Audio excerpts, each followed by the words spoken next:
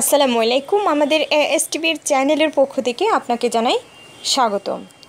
সুখী হতে স্বামী স্ত্রীর বয়সের পার্থক্য কত হওয়া উচিত জেনে রাখুন।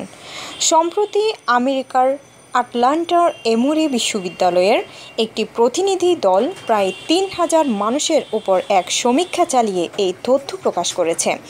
যদি স্বামী এবং স্ত্রীর মধ্যে বয়সের পার্থক্য কম হয় তাহলে সংসারের স্থায়িত্ব বেশি হয়, একে অপরের মন বুঝে চলার ক্ষমতা জন্মায় একে অপরের সঙ্গে।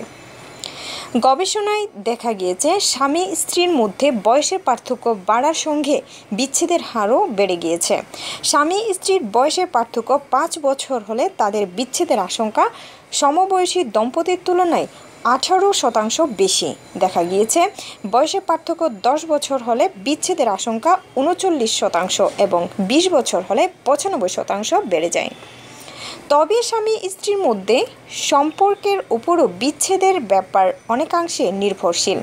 সম্পর্ক যত ঘনিষ্ঠ হবে বিচ্ছেদের সম্ভাবনা ততই কম।